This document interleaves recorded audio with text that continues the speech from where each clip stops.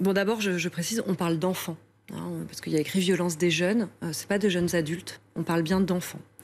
Et donc, les enfants, c'est pas des mini-adultes, c'est des adultes en construction, c'est des futurs citoyens en construction qui deviendront des adultes. Et donc, c'est pour ça qu'a été créée en 45, hein, l'ordonnance de 45, qui justement tente d'apporter un équilibre quand l'enfance est délinquante ou quand l'enfance est criminelle, un équilibre entre la réponse pénale et la réponse éducative. Ça ferait environ 30 ans que cette atténuation de responsabilité quand il s'agit d'enfants, elle est défaite. On a ajouté des lois, des volets sécuritaires. L'époque Sarkozy, par exemple, a été assez forte là-dessus. Ils avaient été jusqu'à vouloir détecter chez les tout-petits des comportements de prédélinquance. Et en attendant, ce qui s'est passé, c'est que depuis 30 ans, on peut raconter qu'il y a eu des politiques de la ville extrêmement fortes. Depuis 30 ans, la prévention spécialisée, elle a été saccagée. Mais saccagée complètement. Il y a des départements où vous aviez une cinquantaine d'éducateurs de rue, où il n'y en a plus du tout.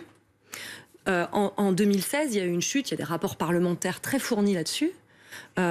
Sur l'année 2016, sur 25 départements qui avaient de la prévention spécialisée et des associations financées, c'est parfois jusqu'à moins 50% de subventions à ces associations de prévention spécialisées. En attendant, il y a un amoncellement de lois sécuritaires qui sont venues, qui ne règlent rien.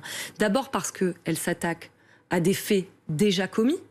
Et donc, moi, tous les gens qui sont inquiets et qu'entendent les Républicains venir expliquer qu'il faut couper les allocations, qu'il faut enfermer plus, etc., ça peut rassurer des gens inquiets. Je veux dire à ces gens inquiets que les solutions qui sont aussi rapides que fermer une cellule de prison, généralement, ça règle rien. Et ça règle surtout pas les situations en amont.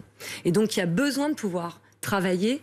Et dans les quartiers, on manque de services publics, on manque d'adultes. Celui qui vient vous raconter aujourd'hui qu'il y a trop de politique de la ville dans les quartiers populaires, qu'on fasse un débat et on comparera les faits et les moyens qui sont mis en œuvre.